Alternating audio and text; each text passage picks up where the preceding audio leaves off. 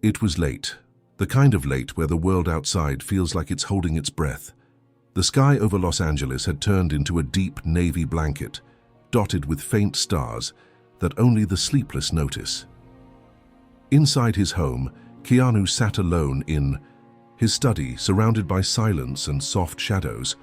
A faint hum from the fridge, the occasional creak of wood, and the gentle tick of the antique clock on the wall were the only sounds keeping the night company.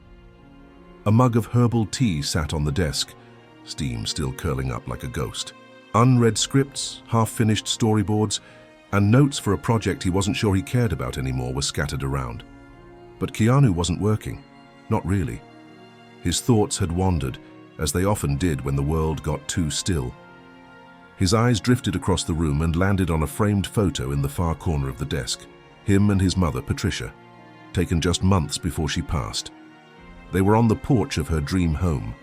She was smiling, hand over his, a light in her eyes that still made his chest ache with gratitude and something else, loss that never quite left. And then the phone rang, a sharp, unexpected jolt in the stillness. He glanced at it. Unknown number. No caller ID, just private. He didn't answer right away. Something in his gut tightened. Finally, after the third ring, he picked up. Hello? There was a pause. Then a voice, quiet, almost reluctant. Is this Keanu Reeves? Yes, he replied cautiously. Who's calling? A breath, then words. You don't know me, but I'm calling from Graceview Hospice in Montana. There's a patient here. He doesn't have much time, barely a few hours maybe, but he asked for you. Keanu's grip on the phone tightened slightly. I think it's your father. He said your name, just one name, over and over. Keanu didn't speak, couldn't. The woman on the phone continued, more softly now. He said he's dying, and he needs to see his son. He's barely responsive. But that name, yours, is the only thing he keeps whispering.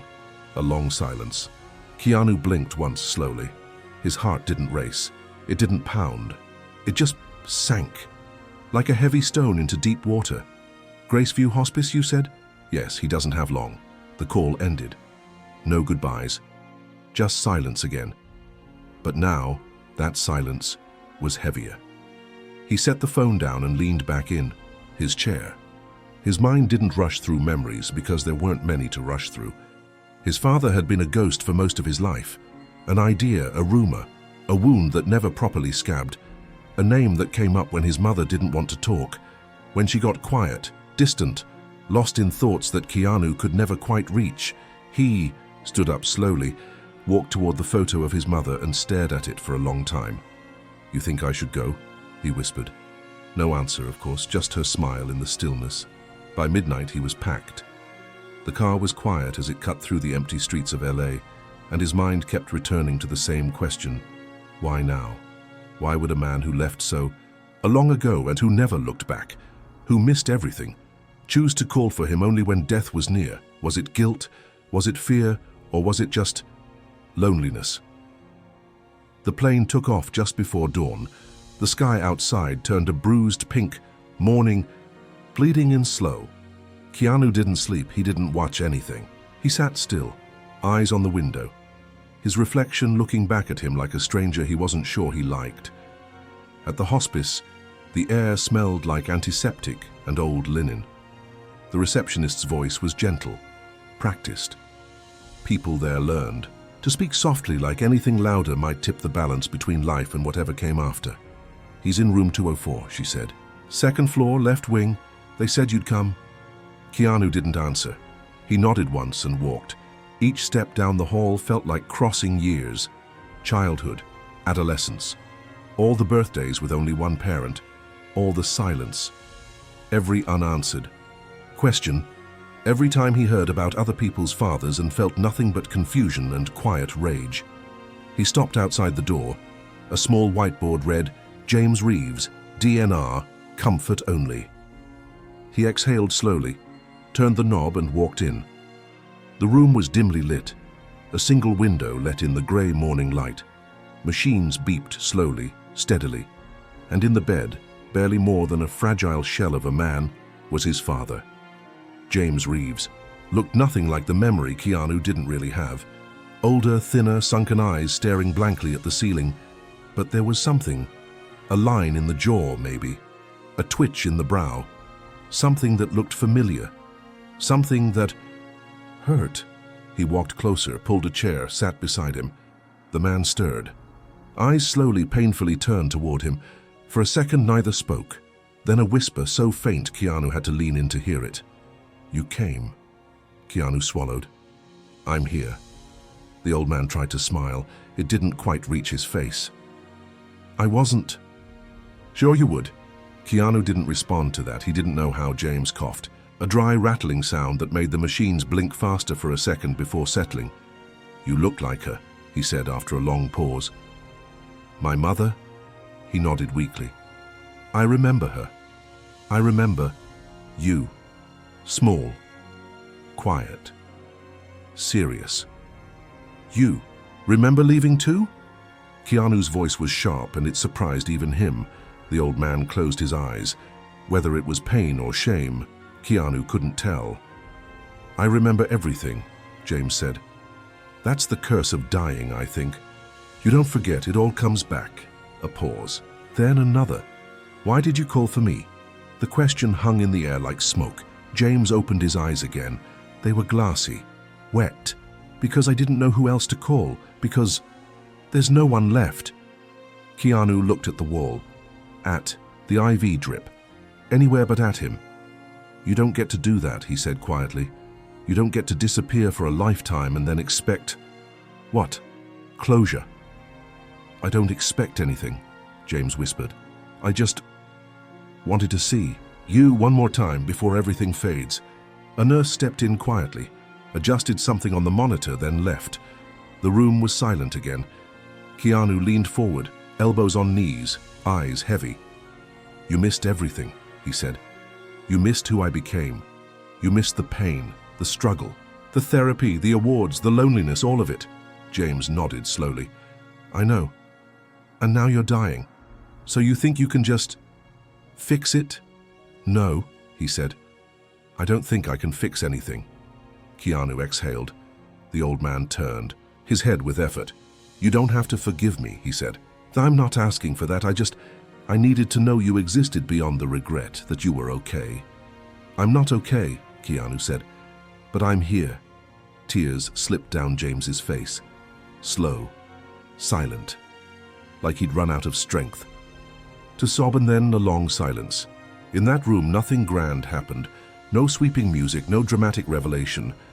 Just two men, one dying, the other haunted, sharing air, sharing presence. Maybe that was enough. Maybe, for that moment, that was everything. Keanu looked at his father.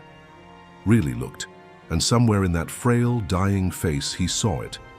Not redemption, not answers, but something resembling truth. Not forgiveness, but maybe recognition. He stayed that night. Not because he had to. Not because he was ready, but because leaving felt like giving up on something. He wasn't sure what exactly. Maybe a memory. Maybe a version of himself he never fully met. Maybe just the sheer weight of a man's last wish. So Keanu sat there, as the machines hummed quietly, and the old man breathed like he was chasing each breath down a long, dark tunnel. At some point, a nurse came in and offered him a pillow and blanket. He didn't sleep. He just lay there, on the couch in the corner, staring at the ceiling, his mind playing a strange movie of half memories and things he never knew. A flicker of a broken toy on a kitchen floor, a man's laugh from another room, the sound of a door closing forever. In the quiet hours of the night, the old man stirred again. "Keanu," he whispered. Keanu sat up. "I'm here. I wasn't always like this. I know. I wasn't always a coward." Keanu looked at him for a long time, then finally said, "But you were when it mattered." James didn't argue. The morning light was cold and grey. Outside, the trees stood still in the winter air. A bird landed briefly on the windowsill, then vanished. The doctor arrived just after 7 a.m. She spoke softly, but her eyes were sharp. The kind of sharp that comes from telling people every day that time is running out. "He's in the final phase," she said, outside the room. Maybe a day, maybe less, but the pain is being managed. We're doing what we can. Keanu nodded. Thank you. Back in the room, James was dozing. A small tremor in his hands, a flicker of pain across his face. Keanu sat beside him again, watching. It was strange, he thought, how frail a body becomes when the soul begins to drift away. All his life, Keanu had played characters who defied death, who fought impossible battles, who carried worlds on their shoulders. But here in this room, nothing was cinematic. It was quiet, still, real. You still play guitar? The voice came suddenly, soft but clear. Keanu blinked. Sometimes. You were always good. I heard a song once, in a movie.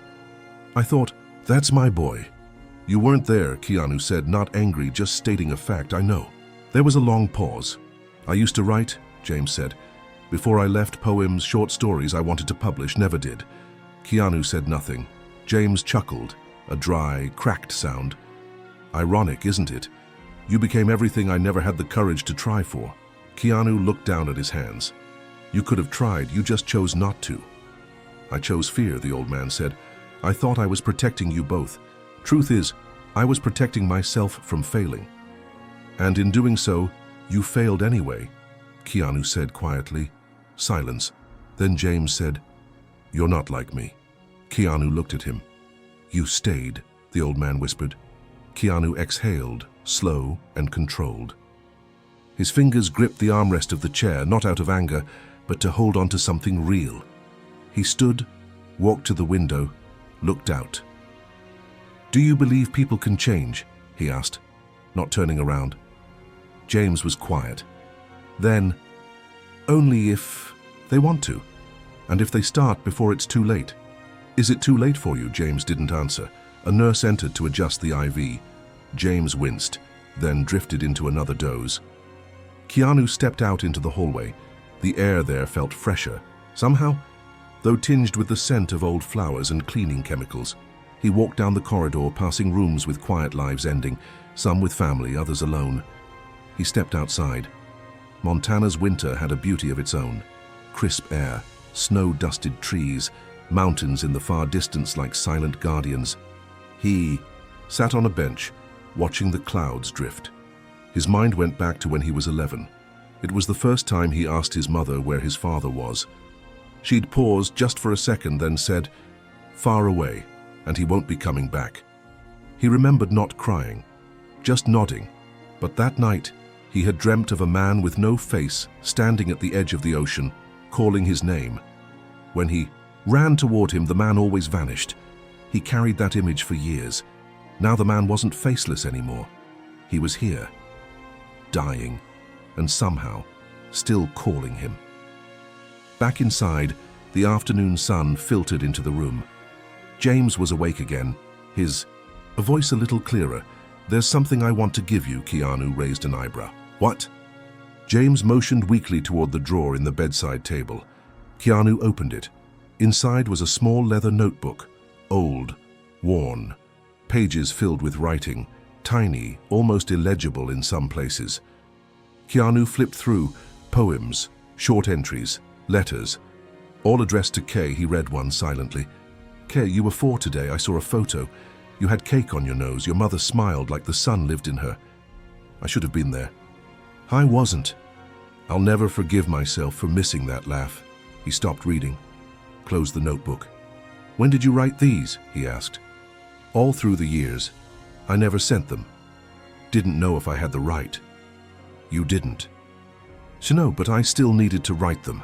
Keanu held the notebook for a long time, unsure of what it was, an apology, a confession, or just proof that ghosts can bleed too. Why did you really leave? He asked finally. James stared at the ceiling, then slowly turned to look at him. Because I didn't know how to stay. That's not an answer. It's the only one I have. Keanu stood, walked across the room back and forth like pacing would stir the truth. You left a boy to become a man without a compass, he said. You let Mom carry everything. James nodded. And she did, because she was stronger than me.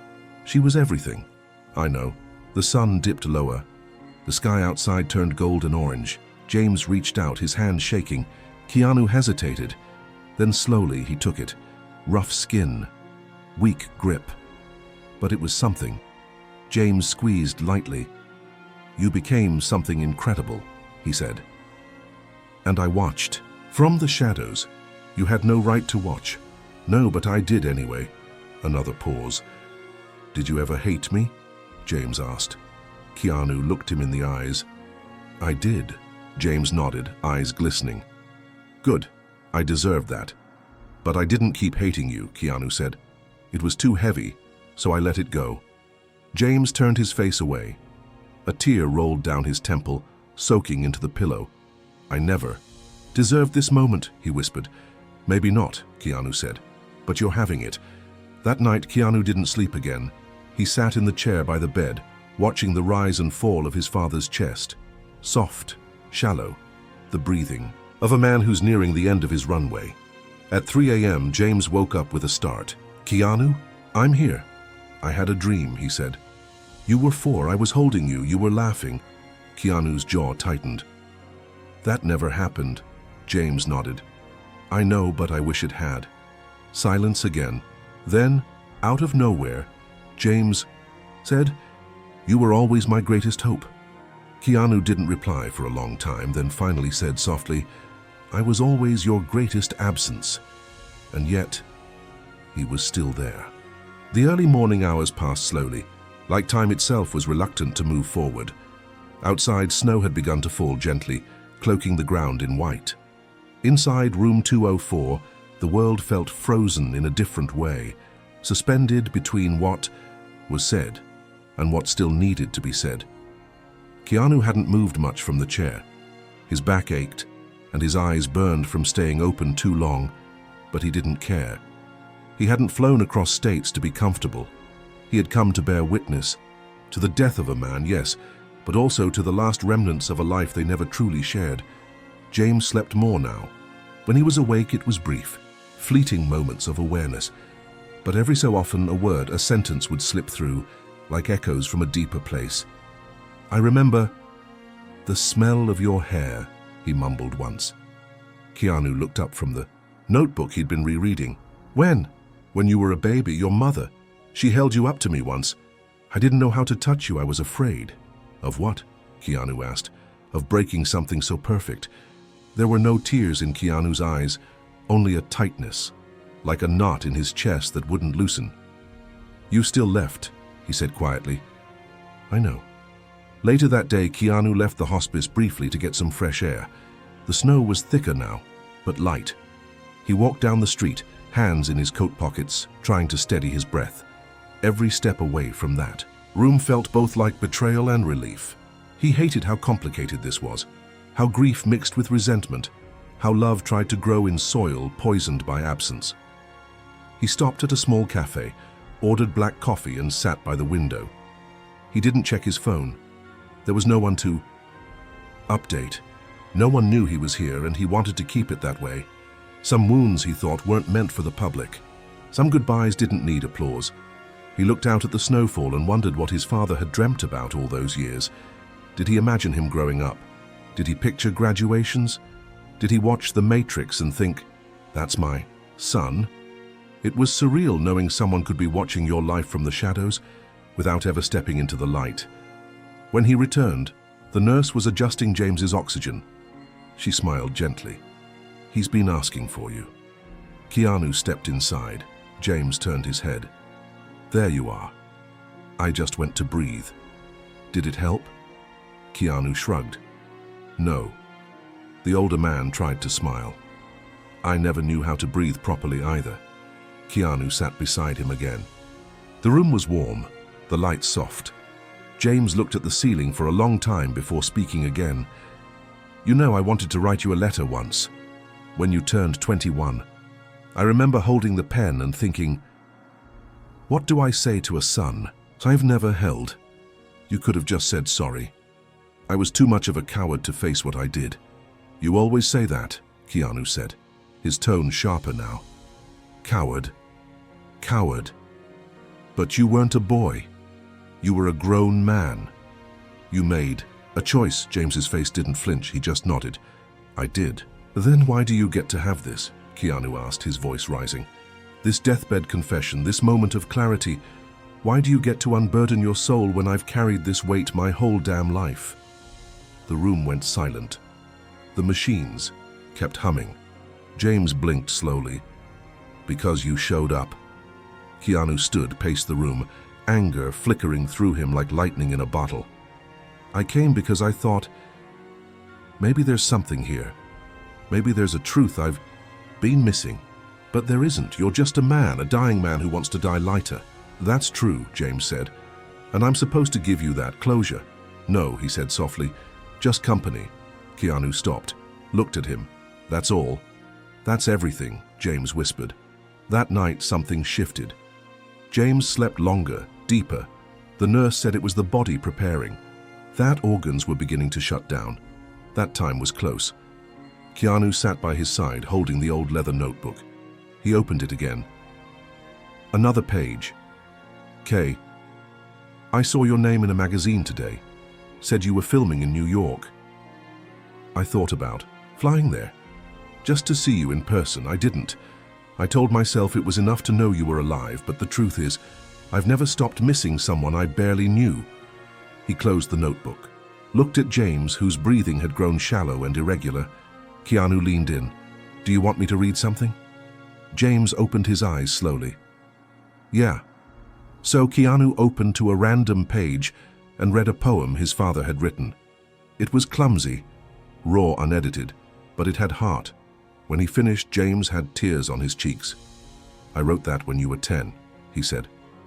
I cried the whole night. Keanu nodded. It shows. A weak chuckle. Then a pause. Do you believe in second chances? James asked. No. James closed his eyes. That's fair. Another hour passed. The nurse came and went. The snow kept falling. Then suddenly James whispered, There's one more thing. Keanu leaned closer. What is it? In my wallet. There's something for you. Keanu walked to the table, opened the wallet and found a folded photo. Old worn, it was of Keanu, maybe 6 years old, sitting on the beach holding a seashell. He didn't know this picture existed. I took that, James said, voice barely audible. From a distance, I was there that day. Your mom didn't know. Keanu's hand trembled slightly. I just wanted to see you laugh. Keanu stared at the photo. You were there and you didn't say anything? I didn't deserve to. He walked back to the bed, photo still in hand. You're right, Keanu said. You didn't. He sat again, quiet, eyes wet but not crying. I spent years wondering what I'd say to you if I ever got the chance, he murmured. Sometimes I imagined punching you. Other times I thought I'd ask why you didn't love me enough to stay. James watched him, barely able to respond. But now, here we are, and all I can say is, I don't know what I feel. I don't know if I hate you, or pity you, or forgive you. I don't know. James smiled faintly. That's okay. Keanu leaned forward, but I'm here. James reached out one last time. His hand touched Keanu's. You were always my greatest hope, he said again. Keanu looked at him, eyes locked. And I'm still here. That night, James fell asleep for the final time. Keanu didn't leave. He sat beside him, holding his hand, until the monitors went flat, until the silence was no longer interrupted by breath or heartbeat, until the man who abandoned him finally, truly, left.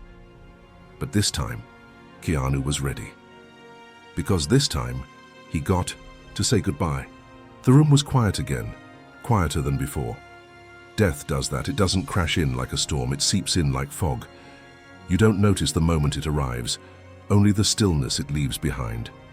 The machines had stopped. They're blinking. Lights frozen. The hums and beeps that filled the room had faded, like they too had exhaled for the last time. And James Reeves, the man who once walked out on his family, who vanished into the shadows of his own shame, now lay still, lips parted slightly, eyes closed. Keanu hadn't moved. Not yet. He sat by the bed, his father's hand still resting. In his. Cold now. Lighter somehow. As if the weight of the soul had truly left the body. There were no tears. Not yet. Just breath. Deep, deliberate, controlled. The kind of breath someone takes when they're trying not to fall apart. A nurse came in, her voice gentle, movements professional but kind. "I'm sorry for your loss, Mr. Reeves." He nodded barely. "We'll give you some time before we begin the process," she added. "Take all the time you need." And then she left, quietly. Keanu looked at his father's face again. He had no memories of this man holding him, teaching, him cheering him on, but now he'd watched him die, and for some reason that felt more intimate than anything that might have come before. "You didn't deserve this moment," he said softly. "But I guess I did." He stood finally and walked over to the window. The snow had stopped. The world outside looked clean, too clean, a blank slate. It made him feel like he'd just woken up from a dream he didn't understand. He stayed in the room another hour, not because he had more to say, but because there was nothing left to say.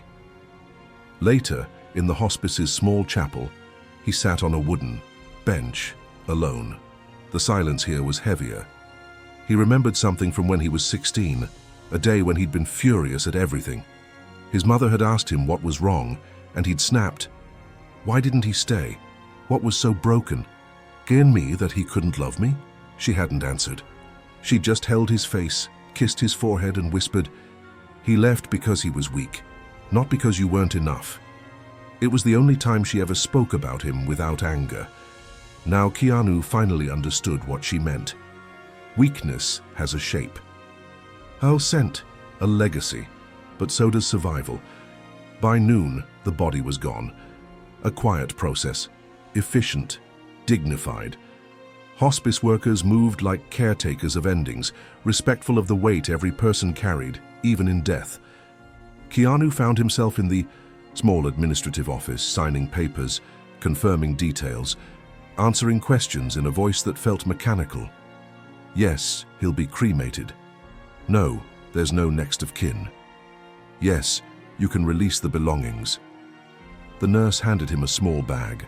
Inside were only a few items: a wallet, a watch, the old leather notebook, and the photograph of a boy on a beach holding a seashell. That night, he stayed in a motel nearby.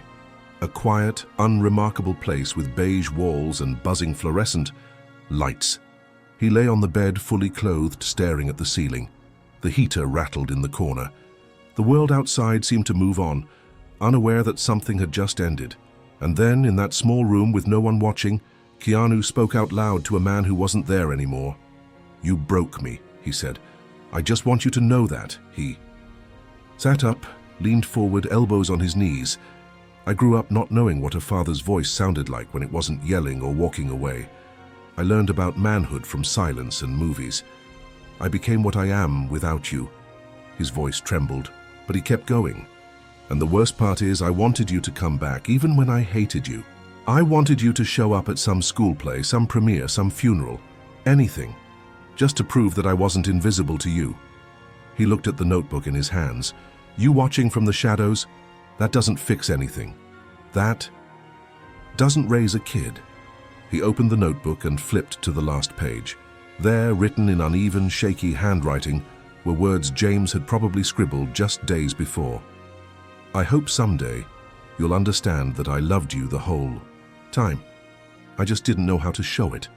Keanu stared at the words, read them again. Then he closed the notebook. He didn't cry. Not because it didn't hurt, but because the hurt had been there so long. It had no new tears to give. The next morning, he drove. Didn't know where. Just needed to move. Miles passed. Under his tires like years peeling off his shoulders. He stopped at a gas station, bought coffee, stared at the map on the windshield for a long time. Eventually, he ended up at a lake. Frozen. Still. Beautiful. He stood at the edge of it, breath misting in the cold air, holding the photo of himself from all those years ago. The beach, the seashell, the smile he didn't remember. And somewhere far back on that day, his father had been watching, hidden, afraid, loving maybe, but too broken to be brave. He knelt down and placed the photo gently on the frozen shore, then opened the notebook and tore out a page, and the last one. He lit a match, watched the words burn, curl into smoke, vanish into sky. "I release you," he whispered. Not as forgiveness, but as freedom. For both of them. Back at the motel, he packed his things, looked at himself in the mirror. A man weathered by time, fame, loss, and now this. A chapter closed with no easy ending. But maybe that's all life is. A collection of chapters we don't get to write perfectly. Just ones we live through. Broken, beautiful, unfinished. That. Night, Keanu sat alone staring at the stars. For the first time in years, he felt like something had loosened inside him. Not healed, not erased, but loosened. And sometimes, that's enough. The plane touched down in Los Angeles just after midnight. The city stretched beneath him in a net of lights, flickering like forgotten stars. It looked the same as when he left, but something inside him had shifted. Like someone had rearranged his bones in silence. He stepped into his home, unlocked the door slowly. Everything was where he left it. The neat study, the candles on the windowsill, the photograph of his mother still smiling from the desk corner. For a while, he just stood there. He wasn't sure who he was in that moment. Son? Mourner? Survivor? He hadn't told anyone about the trip. No press, no assistant. Not even his closest friends. The world had kept spinning. Headlines kept printing. And nobody knew that Keanu Reeves had just buried a man he never really knew. He walked to the kitchen, turned on the kettle and leaned against the counter. In his coat pocket, the old notebook waited. He hadn't thrown it away. He had thought about it, many times. But in the end, he couldn't. Maybe because inside those pages were pieces of a man who didn't know how to speak, who failed more than he ever succeeded, but who still somehow tried. He took it out now, set it gently on the table, and opened it to a random page. "I saw a video of you once walking through the airport. Everyone had a camera. You looked tired, like the world was too loud. I wanted to reach through the screen and tell you that someone, somewhere, saw the boy in your eyes." Keanu closed the notebook, covered it with his palm. He wasn't sure what to do with it. Burn it, save it, publish it. Maybe none of those things. Maybe it wasn't about doing anything. Maybe it was about knowing that the man he hated most had still thought about him, missed him, maybe even loved him in a broken way. The next morning, he visited his mother's. The wind was gentle, the sky pale blue like the kind of color only grief could soften. He knelt down, placed a hand on the marble stone. "I saw him," he said. "A breeze passed. He was not what I wanted. But maybe that's okay. Maybe he wasn't supposed to be. He said you smiled like the sun lived in you." He was right. He stayed there a while, silent. Then he took out the photo, the one of him at the beach, the one James had taken in secret, and placed it at the foot of the stone. "You don't have to carry him anymore," he whispered. "I've got it now." The following weeks were quiet. He returned to his routines, his films, his guitar, but there was a difference. Something softer in the way he moved, something deeper in the way he listened. His friends noticed. One of them said, "You seem lighter," and he just smiled. At night, he'd sometimes find himself staring at the ceiling again. But this time, it wasn't with anger, it was with curiosity. What made people leave? What makes them stay? And more importantly, what makes someone come back? One evening, he sat down and began to write. Not a screenplay, not a journal, just a letter. He wrote to the boy he once was. "I'm sorry he didn't stay. I'm sorry you didn't get the hugs, the cheers, the steady hand on your shoulder. I'm sorry you had to grow up so fast. But I'm proud of you. You carried the silence, and you became something whole from something broken." He folded the letter, slipped it inside the notebook, let it rest there. One story inside another. That weekend, he took a drive north, just him and the road and the silence. Eventually, he found himself back at the lake. Frozen again, still beautiful. He walked to the edge, looked out. The mountains stood like ancient gods in the distance, unmoved by time, by grief, by memory. He sat down, took a breath, and spoke into the stillness. "You weren't a hero, but you weren't a monster either. You were a man, flawed, afraid, trying, failing." He pulled the notebook from his bag, opened it to the first page. Read it again. Kay, I don't know if you'll ever read this, but if you do, I hope you. Know I thought about you every day. Keanu took the notebook and set it down beside him on the snow, and for the first time in his life, he said it. I forgive you. It wasn't for his father. It was for himself. The cold wind passed, but he didn't move, just sat there letting the forgiveness echo inside his ribs.